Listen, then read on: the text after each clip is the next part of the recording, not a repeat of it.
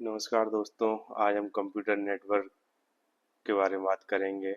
Computer network क्या होता है ये हमें पढ़ना है।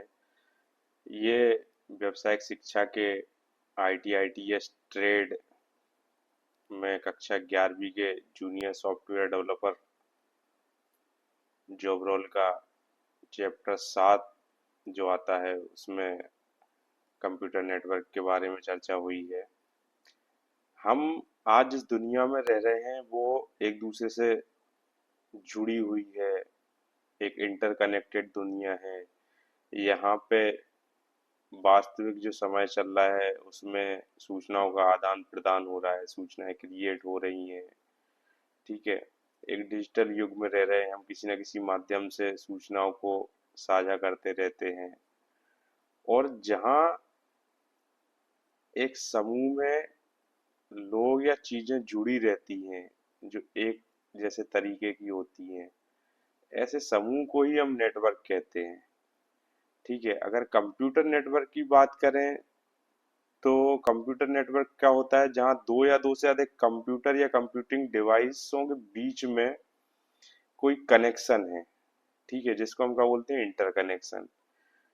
ठीक है, तो जब दो या दो कंप्यूटिंग डिवाइस के बीच में कोई इंटरकनेक्शन होता है तो उसको हम क्या बोल देते हैं, एक कंप्यूटर नेटवर्क बोल देते हैं।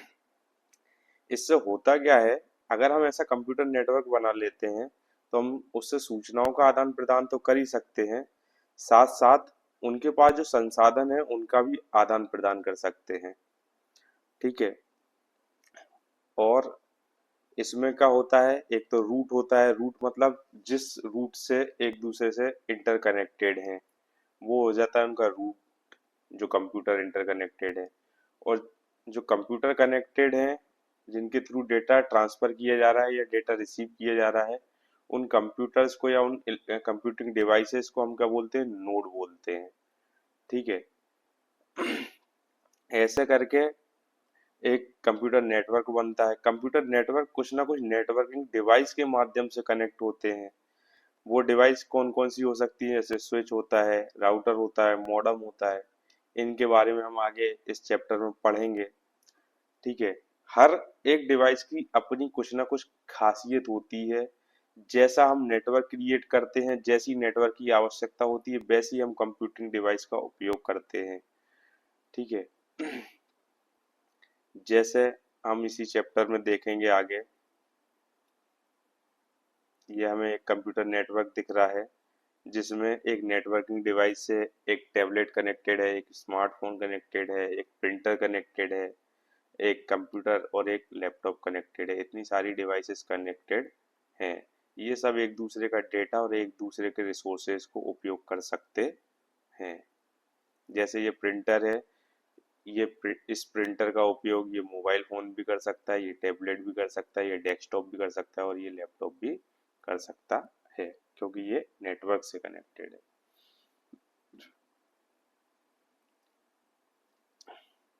अब हम देखें कि जो हम नेटवर्क में डेटा शेयर करते हैं वो टुकड़ों में डिवाइड कर देते हैं उस डेटा को। उन टुकड़ों को हम क्या बोलते हैं, चंक्स बोलते हैं। ठीक है, या उन्हें ही हम क्या बोलते हैं, पैकेट बोलते हैं। ठीक है, क्या बोलते हैं, पैकेट्स। डेटा को छोटे छोटे हिस्सों में डिवाइड कर देते हैं, टुकड़ों में डिवाइड कर देते हैं। उन्हीं को हम क्या बोलते हैं, पैकेट्स बोलते हैं या डेटा पैकेट बोलते हैं। ठीक है, ये पैकेट किस पे ट्रेवल कर रहे होते हैं, ये नेटवर्क पे ट्रेवल कर रहे होते हैं, जो एक नोड से दूसरे नोड, मतलब एक कंप्यूटिंग डिवाइस से दूसरे कंप्यूटिंग डिवाइस की तरफ आते या जाते हैं। एक जो नेटवर्क डिवाइस है, ठीक है, वो दो तरीके से नेटवर्क में कनेक्ट हो सकती है, या तो वायरलेस माध्यम से या वायर्ड माध्यम से। ठीक है,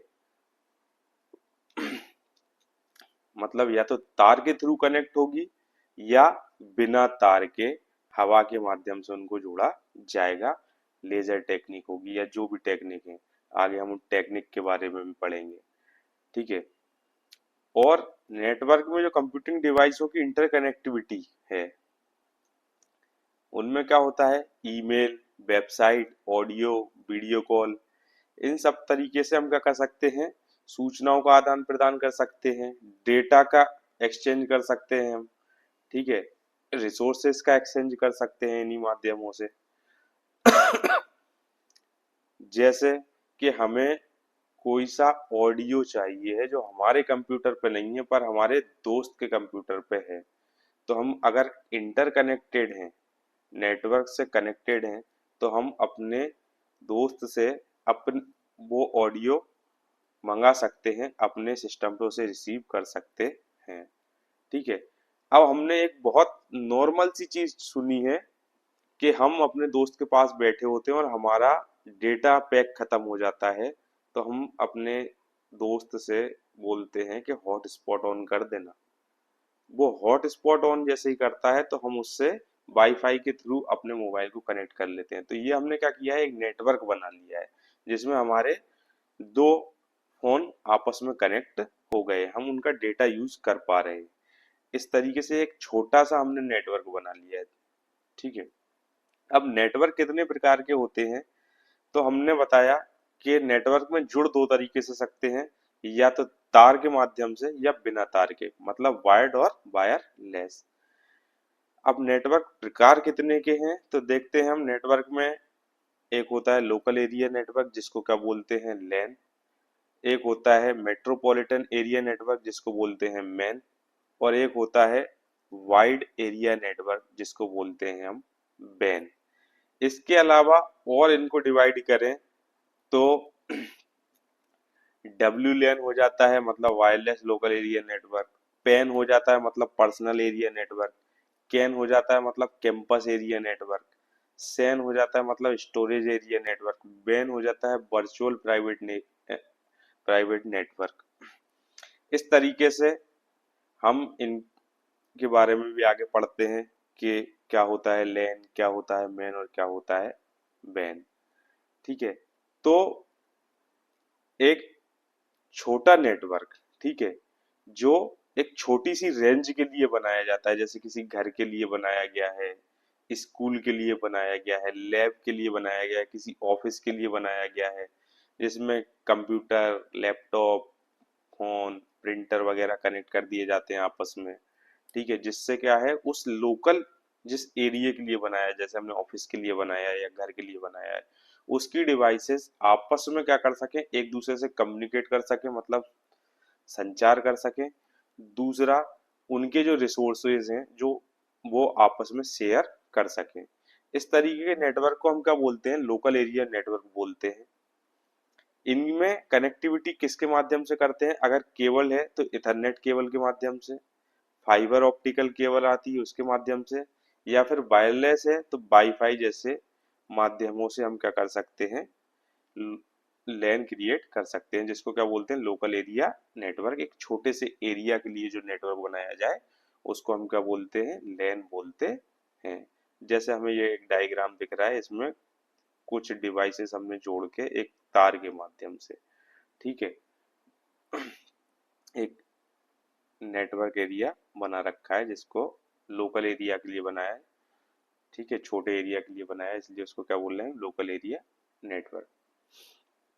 अच्छा, लैन जो होती है वो सबसे ज्यादा सिक्योर इसलिए मानी जाती है क्योंकि इसमें ज्यादातर ऑथेंटिक यूजर जुड़े होते हैं, क्योंकि हमने एक छोटे से एरिया के लिए बनाई है तो हमें पता है कौन किस किस को हमने कनेक्ट किया है, वही लोग जुड़े हुए हैं, उसके अलावा एक्स्ट्रा लोग नहीं जुड़े हुए हैं, ठीक है।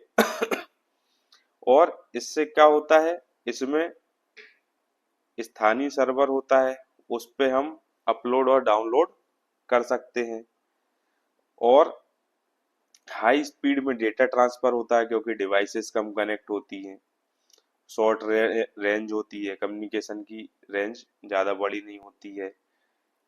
इनकी रेंज ज़्यादा से ज़्यादा हम कितनी रख सकते हैं, 1 किलोमीटर तक रखते हैं, ठीक है। आमतौर पे जो डेटा ट्रांसफर होता है वो 10 MBPS 10 मेगाबिट्स पर सेकंड की स्पीड से होता है, ठीक है। इस तरीके से ये होता है हमारा लैन। उसके बाद हम बात करते हैं पैन की, पर्सनल एरिया नेटवर्क।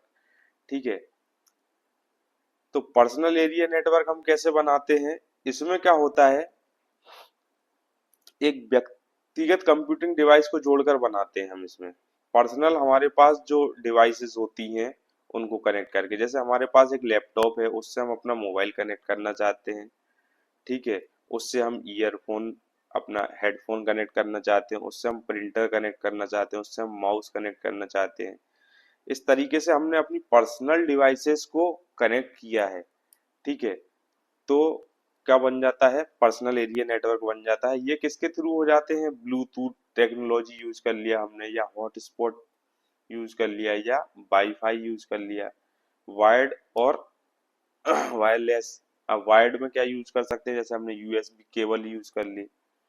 ठीक है, इस तरीके से हम क्या बना सकते हैं, पर्सनल एरिया नेटवर्क बना सकते हैं। पर्सनल एरिया नेटवर्क मतलब कि हम अपनी पर्सनल डिवाइसेस आपस में इंटरकनेक्ट कर रहे हैं। इसके बाद हम आते हैं मेट्रोपॉलिटन एरिया नेटवर्क।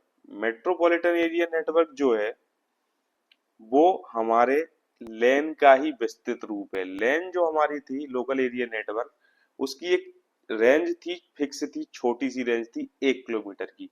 पर हम अपने पूरे शहर या कस्बे के लिए, ठीक है, एक नेटवर्क क्रिएट करना चाहते हैं, तो हमें फिर किस तरीके के नेटवर्क को बनाना पड़ेगा? मेट्रोपॉलिटन एरिया नेटवर्क का। ठीक है, इसमें लैन की तुलना में जो डेटा ट्रांसफर रेट होगी वो कम हो जाएगी, रहेगी एमबीपीएस में। ठीक है, और क्या होगा, लेकिन रेंज बढ़ जाएगी, डिवाइसेस बढ़ जाएंगी, एरिया बढ़ जाएगा, कवरिंग एरिया बढ़ जाएगा। ठीक है, और इसमें जो नेटवर्किंग डिवाइस यूज होती है वो कौन सी होगी? ब्रिज नाम की एक नेटवर्किंग डिवाइस आती है, उसको यूज किया जाएगा। क्योंकि इसमें क्या होगा, एक मेन बनाना है हमें, तो बहुत सारे लेंस को आपस में क्या कनेक्ट करना पड़ेगा, ब्रिज के माध्यम से इंटरकनेक्ट करना पड़ेगा। तो हमारा क्या बन जाएगा, एक मेट्रोपॉलिटन एरिया नेटवर्क क्रिएट हो जाएगा। इस तरीके से 30 से 40 किलोमीटर तक के एरिया को कवर करने के लिए हम क्या करते हैं, एक मेन बना सकते हैं, जिसमें ब्रॉडबैंड इंटरनेट सेवा वगैरह, टीवी नेटवर्क वगैरह जो हम केबल टीवी प्रोवाइड कराते हैं, वो सब मेन के माध्यम से प्रोवाइड किया जाता है। जैसे हम देखें, ये जो हमें डायग्राम दिखाई दे रहा है अपनी डिस्प्ले पे, इसमें देखें हम 3 अलग-अलग लेन एक ब्रिज के माध्यम से कनेक्ट हुई है। ठीक है, इस तरीके से क्या बन गया, एक मेन नेटवर्क बन गया। इसके बाद हम बात करेंगे वाइड एरिया नेटवर्क, वैन। ठीक है, जब हम लैन और मैन को भौगोलिक क्षेत्र और अधिक बढ़ा देते हैं, ठीक है, तो क्या बनता है, वाइड एरिया नेटवर्क बन जाता है। इसमें भी वायर्ड और वायरलेस, हर एक तरीके के नेटवर्क में वायर्ड और वायरलेस चलेंगे। ठीक है, क्षेत्र क्या होगा इसका, लैन और मैन से भी बड़ा होगा। ठीक है, उसके बाद जब क्षेत्र बढ़ जाएगा तो क्या होगा, कनेक्टेड डिवाइसेस बढ़ जाते हैं। कनेक्टेड डिवाइसेस बढ़ जाते हैं मतलब लोड बढ़ गया, लोड बढ़ेगा तो स्पीड क्या हो जाती है, कम हो जाती है। और अगर हम देखें तो जो इंटरनेट है वो वैन का ही रूप है। दुनिया का सबसे बड़ा वैन जो है वो क्या है, इंटरनेट है। ठीक है, इंटरनेट पे क्या होता है, बहुत सारे लैन मैन आपस में इंटरकनेक्टेड होकर वैन बनाते हैं, और वैन ही आपस में कनेक्ट हो के क्या बना लेते हैं, इंटरनेट बना लेते हैं। ये जो हमें डायग्राम दिख रहा है, इसमें हम देख रहे हैं नेटवर्क डिवाइसेस के थ्रू कितनी ही डिवाइसेस कनेक्ट हैं, और ऐसे सब कनेक्ट होकर क्या बना लेते हैं, इंटरनेट बना लेते हैं, मतलब इंटरकनेक्टेड नेटवर्क्स। ठीक है, अब हम देखते हैं, टेबल में हमें दिखाए गए हैं नेटवर्क के प्रकार। ठीक है, तो ये हमें बताना है कौन कौन से हैं, वायरलेस है, वायर्ड है, ठीक है, लैन है, मैन है, वैन है, ये हमें देख के बताना है। इसके बाद आते हैं हम नेटवर्क डिवाइस पे। तो हमने थोड़ी देर पहले पढ़ा था कि जब हमें डिवाइसेस आपस में कनेक्ट करनी है, नेटवर्क को आपस में कनेक्ट करना है, तो कुछ ना कुछ डिवाइस उपयोग करना पड़ेगी कनेक्ट करने के लिए।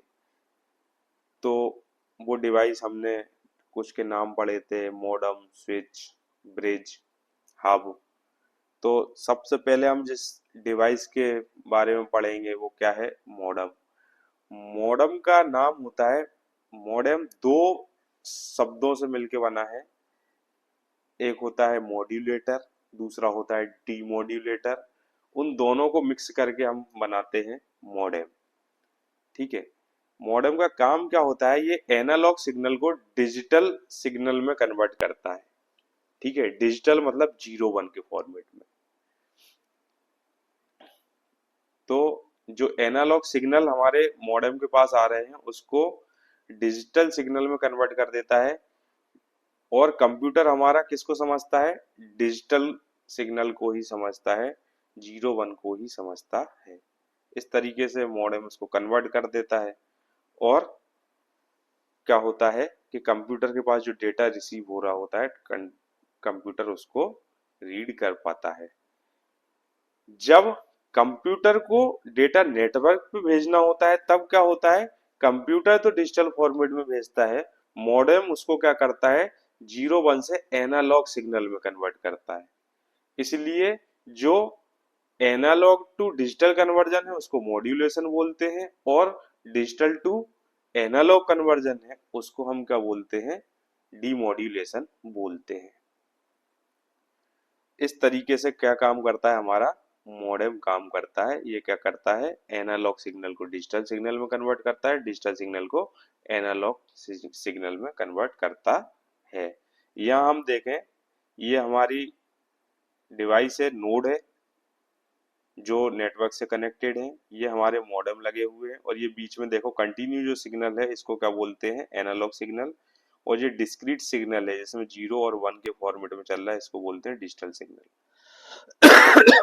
तो नेटवर्क में रूट पे जो चलता है, ठीक है, मतलब रास्ते में जो नेटवर्क में सिग्नल चलता है वो कैसा होता है, एनालॉग सिग्नल होता है। और जब मॉडेम के पास पहुंचता है तो कैसा रहता है, एनालॉग। जब नोड के पास जाना होता है मॉडेम से तो कैसा हो जाता है, डिजिटल हो जाता है। और ऐसे ही जब नोड से रूट पथ पे जाना होता है अपने, ठीक है, रास्ते पर जाना होता है, नेटवर्क में जाना होता है, तो डिजिटल टू एनालॉग में कन्वर्जन होता है। ये हमारा मॉडेम है। इसके बाद हम बात करते हैं इथरनेट कार्ड, या जिसको इथरनेट बोला जाता है, ठीक है, या जिसको हम एनआईसी बोलते हैं, नेटवर्क इंटरफेस कार्ड। ठीक है। ये क्या होता है, एक नेटवर्क अडाप्टर होता है। इसमें ही हम क्या करते हैं, जो इथरनेट केबल होती है उसको कनेक्ट करते हैं, जिससे क्या होता है, वायर्ड कनेक्शन हमारे सिस्टम में, चाहे वो कंप्यूटर हो या लैपटॉप हो, वायर्ड कनेक्शन उसको मिलता है। या यूएसबी के माध्यम से, या जो भी माध्यम है उससे हम मोबाइल वगैरह में कनेक्ट करते हैं। ये इथरनेट कार्ड जो नेटवर्क इंटरफेस कार्ड होता है, एनआईसी कार्ड, हर एक नेटवर्किंग डिवाइस में पाया जाता है। बिना इसके जो वायर्ड कनेक्शन है वो कर पाना असंभव है।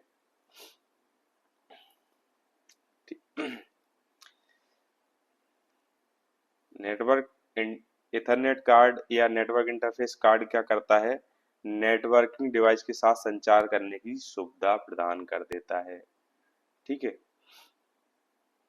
इसमें किस तरीके कनेक्टर यूज होते हैं, तो इसमें हम PCI slot, PCI interface, RJ45 slot, Ethernet processor वगैरह उपयोग कर सकते हैं। ये इसके पार्ट्स होते हैं।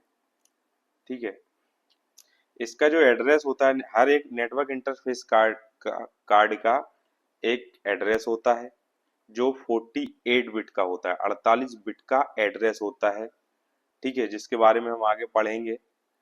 और नेटवर्क इंटरफेस कार्ड जो है वो 10 Mbps और 1 Gbps के बीच का डेटा ट्रांसफर रेट प्रोवाइड करता है, 10 Mbps से 1 Gbps का।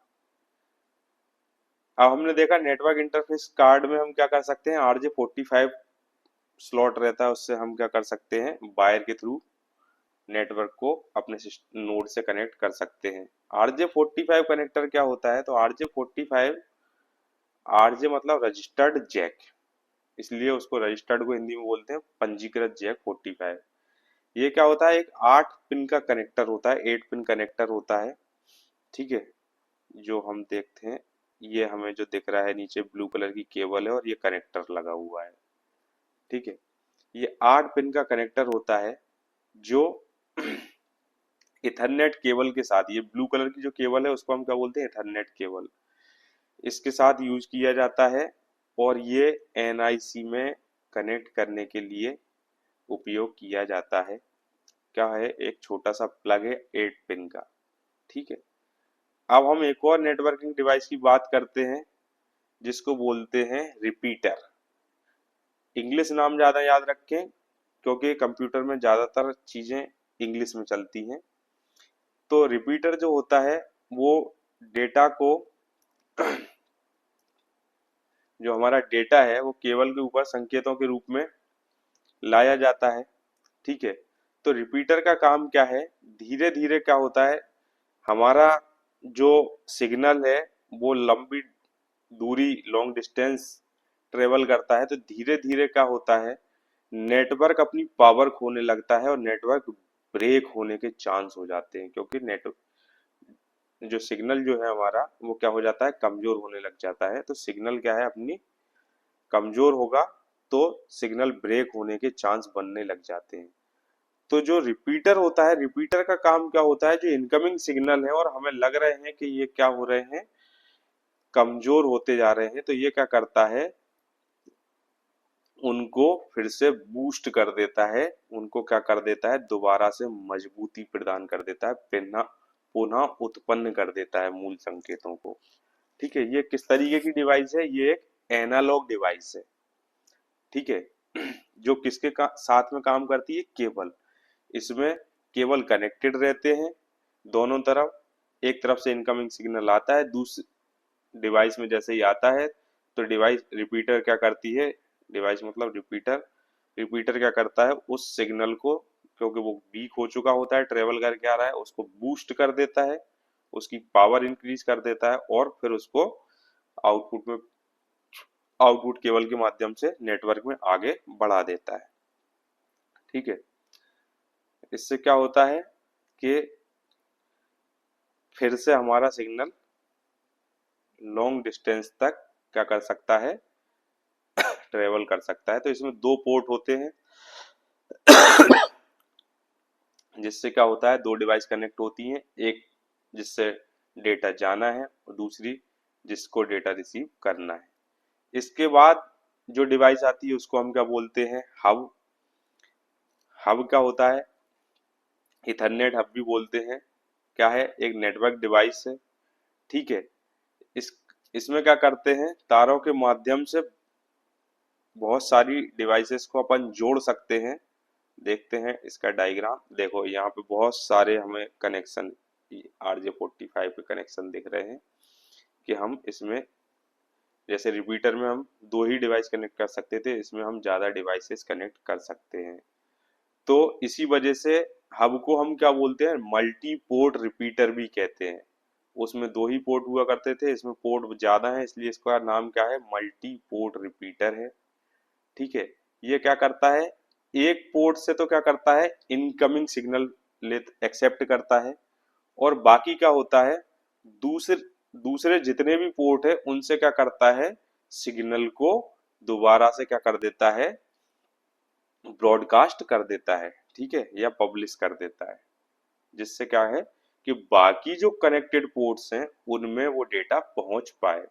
एक पोर्ट से रिसीव करेगा, बाकी सबसे क्या कर देगा, सेंड कर देता है, जिससे सारी डिवाइसेस के पास वो डेटा पहुंच जाए, जितनी भी डिवाइसेस उस हब से कनेक्टेड हैं। हब की एक लिमिटेशन है कि हर एक चीज की कुछ ना कुछ सीमा होती है, इसलिए हमें अलग अलग डिवाइसेस यूज करने पड़ते हैं। जैसे रिपीटर की सीमा क्या थी कि 2 ही डिवाइस कनेक्ट हो सकते थे, 2 से ज्यादा करने हैं, अब हम क्या करें, इसलिए हमने किसका उपयोग करा, हब का उपयोग किया।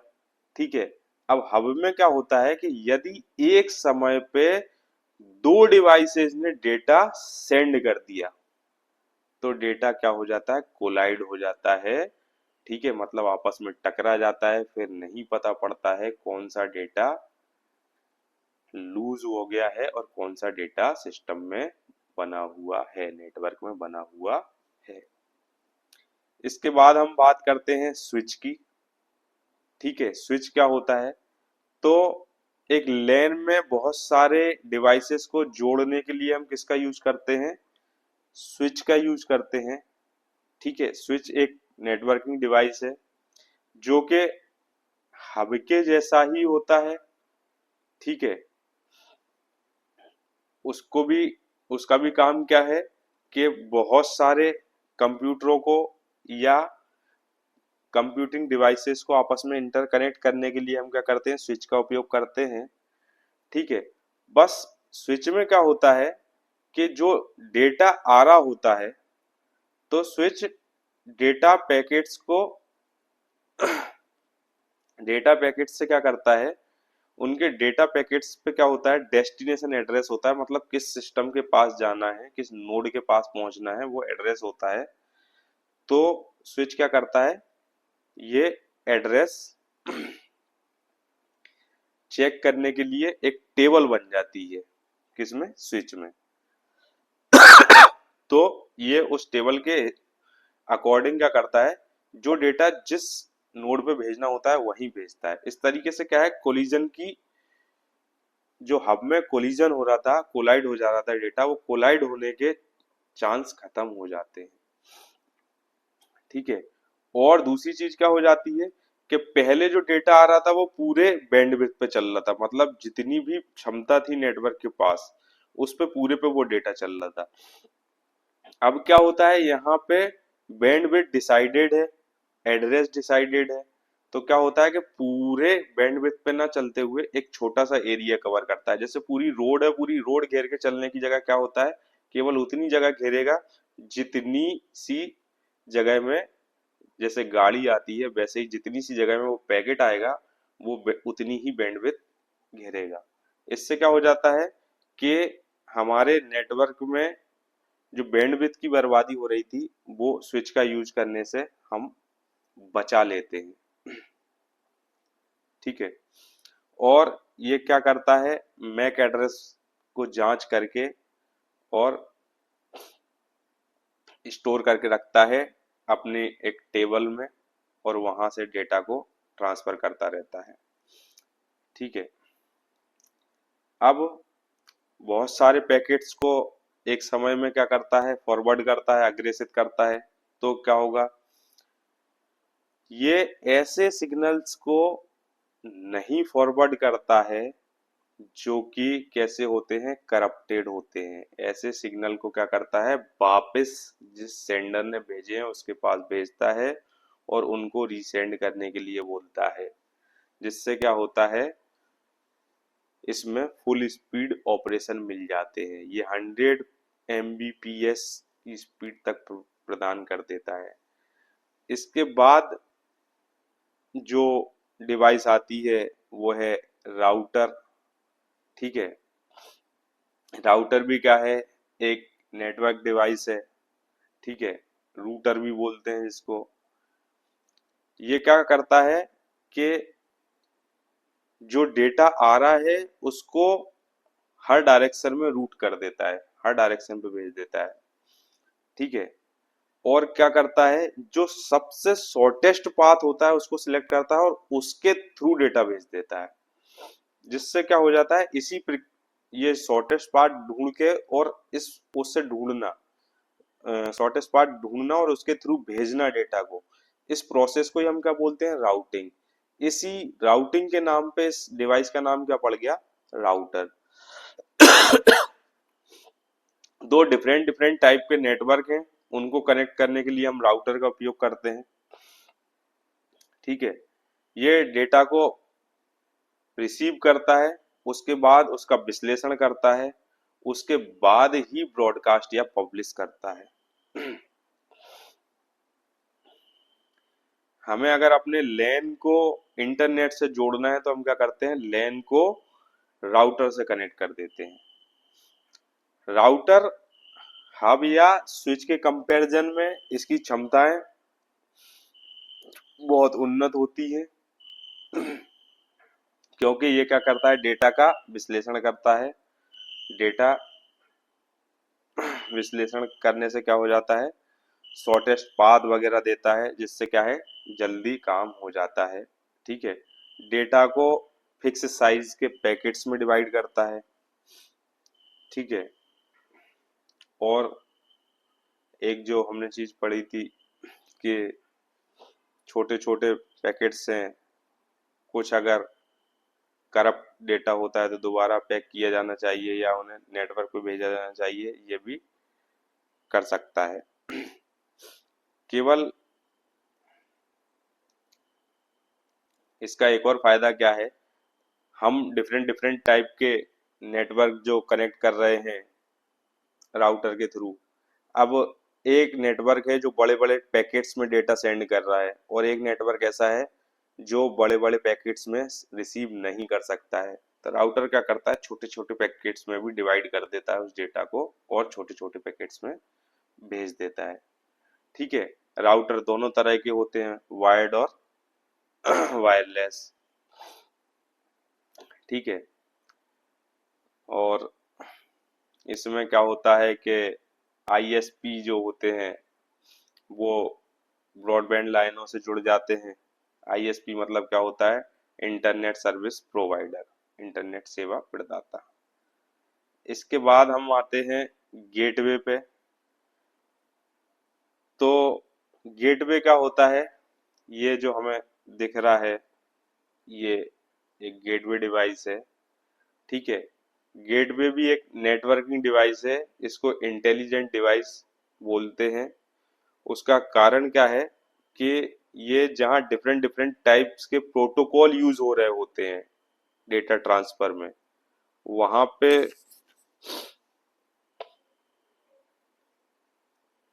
अलग अलग आर्किटेक्चर है नेटवर्क्स का, वहां पे हम क्या है, गेटवे का उपयोग करते हैं। ठीक है। ये क्या करता है, एक जो नेटवर्क का संगठन है और जो इंटरनेट है, उनके बीच में गेट के जैसा काम करता है। ठीक है। मतलब जो डिफरेंट डिफरेंट आर्किटेक्चर्स के नेटवर्क हैं, उनके बीच में क्या करता है, गेट के जैसा काम करता है। ठीक है। एक नेटवर्क से एंट्री होती है दूसरे से, एक का एंट्री पॉइंट होगा और एक का एग्जिट पॉइंट। गेट भी ऐसा ही तो होता है कि एक तरफ हम खड़े हैं तो वो हमारे लिए एंट्री है, और एक अगर दूसरे तरफ खड़े हैं तो वो हमारे लिए एग्जिट है। ठीक है। तो जितने भी डेटा पैकेट्स होते हैं, जो भी डेटा होता है, उन्हें करना होता है, गेटवे से पास होना होता है, एंट्री या एग्जिट होनी होती है।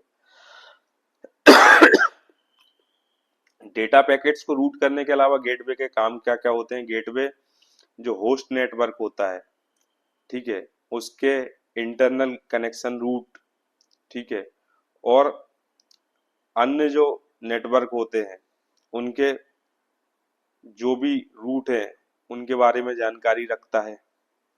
ठीक है। यदि एक नेटवर्क से कोई नोड दूसरे नेटवर्क के नोड के साथ संचार करना चाहता है, मतलब दो अलग अलग नेटवर्क हैं, इस नेटवर्क की एक नोड और दूसरे नेटवर्क की एक नोड से, जैसे मान लो कि आप भोपाल शहर में रह रहे हैं और आपको इंदौर शहर, भोपाल शहर की एक कॉलोनी में रह रहे हैं और आपको इंदौर शहर की एक कॉलोनी के एक व्यक्ति से बात करनी है। ठीक है। तो आप भोपाल शहर शहर की नोड हो गए और एक इंदौर शहर की नोड से संचार करना चाहते हैं, तो डेटा पैकेट्स जो है वो कहाँ भेजना पड़ेगा हमें, बीच सेंटर में मान लो किसी जगह पे एक गेट बना हुआ है, तो हमें सबसे पहले वहां पहुंचाना पड़ेगा। ठीक है। ऐसे ही गेटवे में हमें सबसे पहले डेटा पैकेट्स कहाँ भेजने होते हैं, अगर अलग अलग नेटवर्क्स के नोड कनेक्ट होना चाहते हैं, एक ही नेटवर्क के होने चाहते हैं तो गेटवे तक नहीं जाएगा, पर अलग अलग नेटवर्क के होने चाहते हैं तो किस पे जाएगा, सबसे पहले गेटवे के पास पहुंचेगा। फिर गेटवे सबसे अच्छा रास्ता ढूंढेगा और उस रास्ते के थ्रू दूसरे नेटवर्क की नोड के पास पहुंचा देगा। यहाँ हमें सारी डिवाइसेस एक साथ दिख रही हैं। ठीक है, जो भी नेटवर्किंग डिवाइसेस हैं। ठीक है, इस तरीके से हमने नेटवर्क, नेटवर्क के टाइप और नेटवर्किंग डिवाइसेस के बारे में आज पढ़ा। कल के लेक्चर में हम नेटवर्क टोपोलॉजी के बारे में पढ़ेंगे। ठीक है, आपको ये चीजें समझ में आ रही हैं तो आप नोट करते चलें। ठीक है, और जो भी समझ में नहीं आ रहा है कमेंट करें। ठीक है, और जो भी आप जानना चाहते हैं तो उसके बारे में कमेंट करें, और अगर अच्छा लग रहा है, जानकारी आवश्यक लग रही है और लगता है कि दूसरों को शेयर करने लायक है तो इसको ज़्यादा से ज़्यादा शेयर करें। कल हम मिलेंगे, नेटवर्क टोपोलॉजी पढ़ेंगे। तब तक के लिए धन्यवाद।